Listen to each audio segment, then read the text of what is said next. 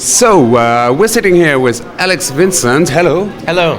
Nice to meet you. Nice to meet you. We've made a special about the whole Chucky franchise because of Curse of Chucky that just been released. And everyone who's seen Chucky 1 and 2 knows this guy. Or should know him at least. A younger version, with a perhaps. little bit less part. A little bit more, yeah. 25 years has, made a difference. I have to begin with a small spoiler alert because in Curse of Chucky, you're back. I'm back, yeah. So I watched the movie and I was like, okay, this is the end, then comes the credits, and then comes the scene, and then you're there. And it's like, for the first time in a very quick scene, you're the winner against Chucky. But to me, it doesn't seem that logic. So what can you tell? What is the true meaning of that scene? Where is the logic missing? Because to me, as I saw the movie, I was thinking, okay, finally Chucky did it. He reached his goal, and then suddenly the doll comes to you, and that didn't make sense to me. Well, the scene where Jennifer Tilly takes Chucky to the post office and she mails him. Yeah. I mean, I think originally, as the story went, she was supposed to be mailing that doll to me. And that scene at the end with Alice was a kind of a little deviation of the plan. And it was kind of inserted in there after the fact. But I guess the idea being that Tiffany is still helping Chucky, did the same thing 6 months later, and sent him to me. He's out for revenge now. So he went back to that family, Nika's family, and he went and took care of business that he had there. And then when that was finished, he had unfinished business with me. So it's kind of about Chucky tying up loose ends and going after the people that he, didn't get to finish off. And of all the people he didn't get to finish off, I probably am the one that gets under his skin the most. Somehow I was able to live. I guess so too. Yeah. That's what I got. Jennifer Tilly sending Chucky around to take revenge of everybody who was in the franchise before, as you said, pick up the loose ends. How was it back in the days for the first two parts? Unfortunately, the third part was very quickly done, so you couldn't play the role because there was this timely lapse between it. But when I imagine, I watched the movies when I was about the same age as Andy, and man, I shit my pants. Yeah. It's a very different. I don't remember shitting my pants on set. I hope so. I was young though, so it could have happened. No. It's a very different perspective. I mean, I assume your question is in the direction of, was it traumatizing for me as a young... Was it scary on set? Not at all. Not even in a little bit. I mean, the fact of the matter is I was a 6-year-old boy who got to go play with a toy all day. And it was fun. It was always fun. There were wires coming out from underneath the doll. We had to do things over and over again. For Chucky to put his hand on my head and his other hand up in the air to say his chant, like in that one particular scene, that took 30 tries for it to work the right way. So you're doing the same thing for 3 hours. So there's never any opportunity to be afraid. I was a pretty bright kid, so I had the entire script memorized, all of my lines, all of everybody else's lines. So I knew everything that was going to happen before it happened. So even though it's hard to imagine that someone that young would have a strong enough grip on it that there was never an opportunity for it to be scary, that was the case, So before we come to the fan question, I have a question too. What is the reason why the Chucky movies are still so popular? What is your personal explanation for this?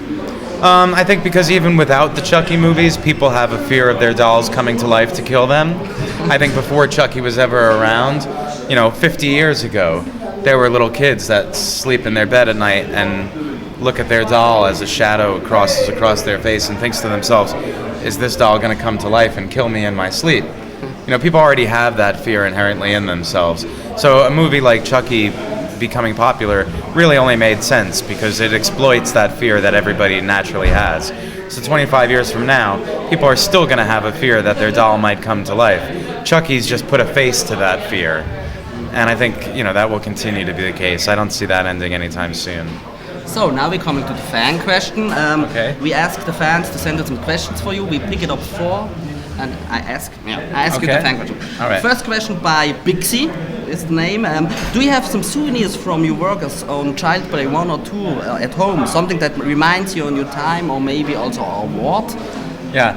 I don't need many more reminders because my life is full of reminders of this movie, but I don't have much left. I have the Good Guys cereal box from the first film, and I just recently did a photo shoot of me in a Good Guy PJs making a messy breakfast with burnt toast and cigarettes and empty beer bottles and vodka, and me in my Good Guys pajamas with the Good Guys cereal box, as if to say 25 years later I'm doing the exact same thing.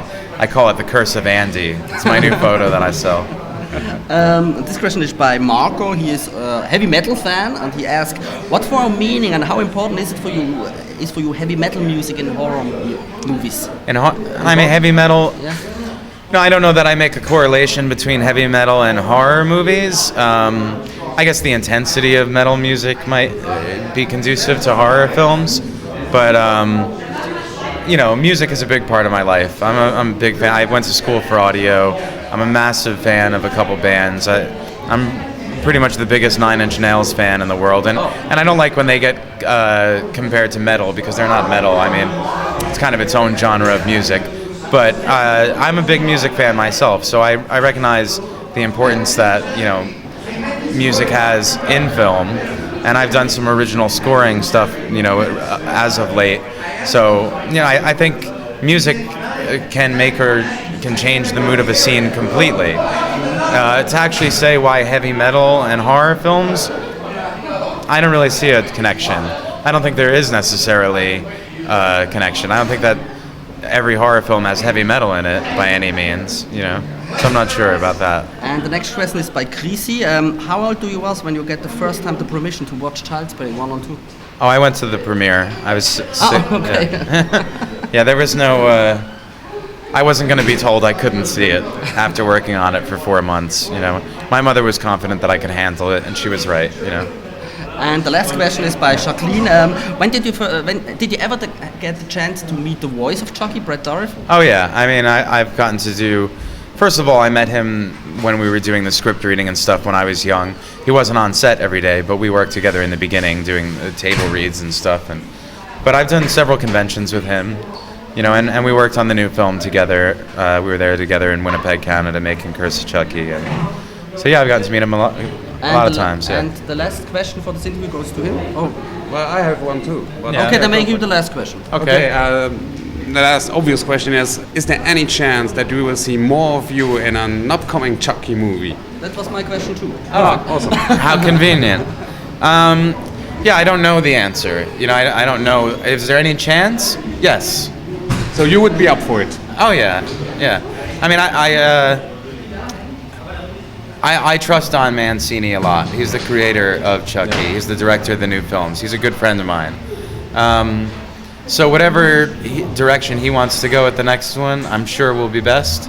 I think that the fans really enjoyed seeing me back in the film, and I think that you know, they're kind of pushing towards a continuation right where it left off. So I think Don has a plan for the next one. I don't know what it is yet, but I hope so. I think it would be fun. We'll be looking forward to it. Me too. Thank you very much for the interview. Thank you, guys.